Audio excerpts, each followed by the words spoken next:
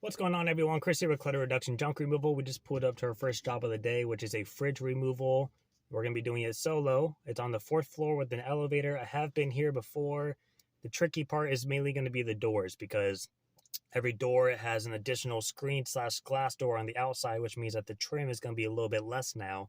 It's going to make it a little bit tighter of a fit if it is anything more than a really basic standard refrigerator. And I can't really pop the doors off it because there's food left inside that has been there for more than 2 months. I don't know if that's with no power or just in general. So it's either going to be maggots and mold or just not smell super great. Either way, I don't plan on opening the doors if I don't have to. Now, I made a video a while back about how to remove a refrigerator solo, which I'll have somewhere up here. But I'm going to be doing one of two things. Either A, I'm going to strap the hand truck to the refrigerator with a ratchet strap, which is going to give me a lot of control with pulling it back by myself, setting it down gently by myself, and making tight turns and swiveling with it without having to worry about it tipping off. Or the second thing will be to run a ratchet strap around the refrigerator itself to create a handle halfway up, and then tip it backwards, stick the four-wheeler underneath it, pull it back towards me, and then roll it out that way, which gives me a lot more maneuverability around tight spaces, turns, and getting into the elevator. And it's not going to defeat the purpose of the height because it's not going to be that tall of a piece regardless. So we'll see what happens. It really depends on if it's a really basic fridge, like freezer on top, fridge on the bottom, or if it's more like the more standard doors nowadays, which is a double fridge door top, freezer pull out on the bottom. The difference is usually 2 to 4 inches in width and 2 to 4 inches in depth, which can make a big difference when you're going through a door that's not quite 34 inches. So we'll see what happens. And then after that, we're going to be picking up a king-size bed on the first floor. So we're just going to mattress bars it the whole way, and that should be pretty easy.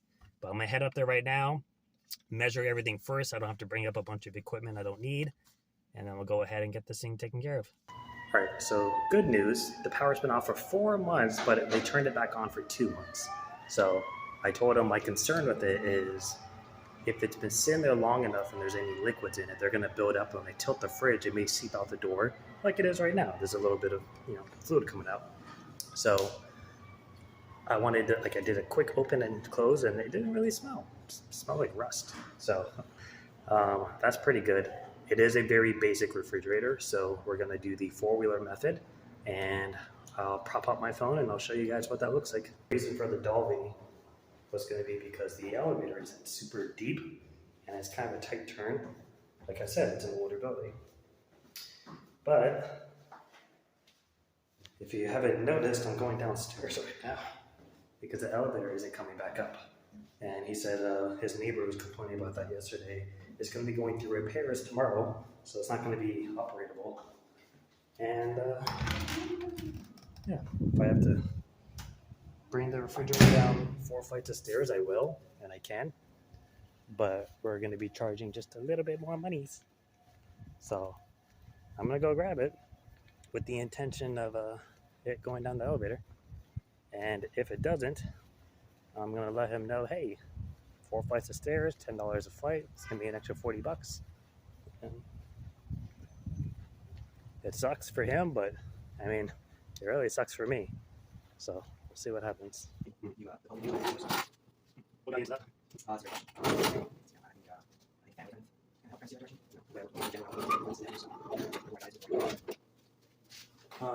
So your water line is connected. So for liability reasons, I need you to unscrew it.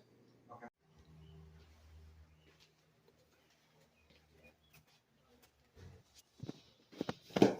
So as I mentioned before, what I'm going to be doing is using a four-wheeler versus a hand truck for maneuverability purposes. That piece of cardboard I just grabbed, what I'm going to do with it is stick it on the back side of the refrigerator.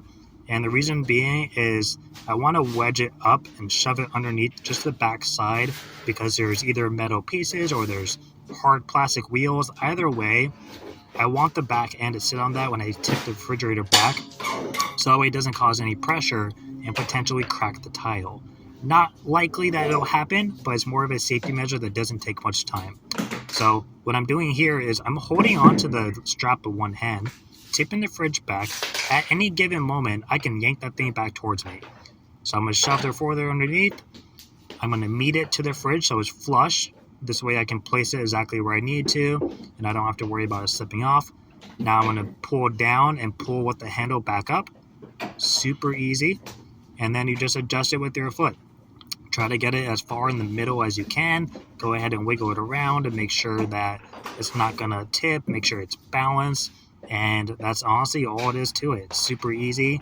Now I can squeeze it through any kind of corner or hallway that I needed to. And just like that, it makes it very doable to do it solo.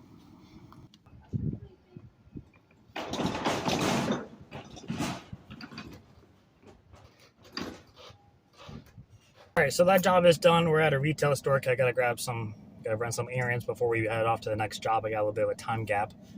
I was actually at that job for a little while because we were having trouble with the water line. He didn't know there's a water line behind it. It's not his house. He was just there orchestrating me. He had no idea. There's no like water thing, which most people just assume there's no water line. But if you have an ice maker, then you do. And it probably did. I didn't open the door to check, and neither was he. But that is something that like I also forgot to mention, because when he called me, I was in the middle of another job, and I had him like on my ear while I was dolling a dresser, and I was just trying to like go off of memory for notes. But I forget to tell people sometimes, like, hey, make sure that all the water lines and any electrical lines are disconnected before we get there whenever you're removing a dishwasher, stove, dryer, washer, fridge, whatever. And I kind of forgot to mention that. So that might have reminded him to do it. Not that, it shouldn't be my fault, but, it just is what it is. But the water line didn't have a valve above it, which I've never seen before. And the valves under the sink, two of them weren't turning at all. And if there's one thing I learned about valves, is don't force them, because then they break. And then the other two, like, we turned and nothing happened. And I was like, all right, well, that's probably for the dishwasher and the garbage disposal, even though they usually are the same line. But anyways, long story short, we went back and forth for a little bit, tried to figure that out. Once we got it out, it was super easy. That technique with the ratchet strap, I'm telling you guys, that is a good idea. It is very secure. It gives you a ton of control. I've done that for a handful of things. And it can be really beneficial when you don't have somebody there to either control the piece going back or to help you pull the piece back towards you. It is a huge game changer. And it's easy because it's just a ratchet strap. You don't need to get like a hump strap like I mentioned before. You don't need to get any kind of fancy stuff. Just a basic ratchet strap. Run it around, tighten it. That's your handle. It helps me a lot when I really need it, especially when I'm solo. So that was that. Yeah, from the moving company, I've just always been taught not to mess with water lines, electrical lines, anything of that nature. It's not so much like you may know what you're doing, but it's what the person before you may have done. So I've seen things at the moving companies where people will force a valve because they just think it's tight and they end up snapping it off. That's a claim. Or they don't turn the water off and they take it out and it just starts gushing out water, and by the time they get it cleaned up, it damages a hardwood floor. That's a claim. Or they burst a pipe. That's a claim. Or they hit an electrical line doing fucking something. That's a claim. And these are claims that aren't covered by the moving company, which means that if the mover does it, it comes directly out of their paycheck. At least at the two shitty companies I worked for. But that's just something I was always taught not to do, and I don't do it. So when I saw that immediately, I was like, hey, so there's a water line. I'll let you use my pliers, but I'm not going to do that. I need you to do it for liability purposes. And he was like, okay. And then we were having trouble with it. But that's just one of those situations. I've seen too many things go wrong by people who were plenty capable, but, you just don't know what happened before you. So it's just something to kind of keep an eye out for. But, yeah, we're going to head in, grab a few things, and then we'll head off to that next job. It's just a king bed on the first floor. So unless it's like a hoarder house and I have to sit there and make room, it should just be a quick in and out situation. So I will see you guys there.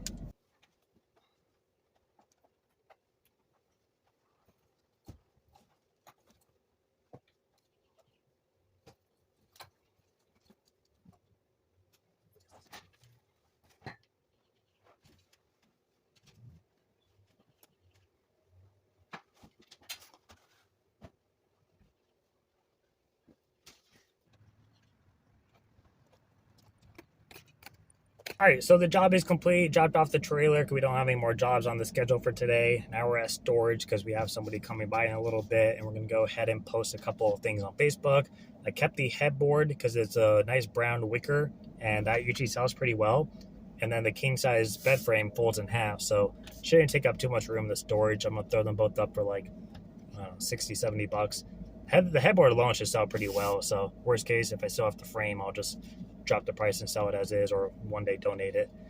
The guy said he found me through Nextdoor and asked for a couple of extra business cards to give to other people on Nextdoor, which I didn't quite understand, but no harm, no foul.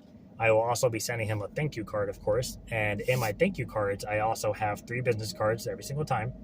And in the prompt that basically says, thank you for allowing us to service you, blah, blah, blah. If you were satisfied with our junk removal, please consider leaving a review. That's how our small business grows. And then I have like a little QR code you just scan with your phone.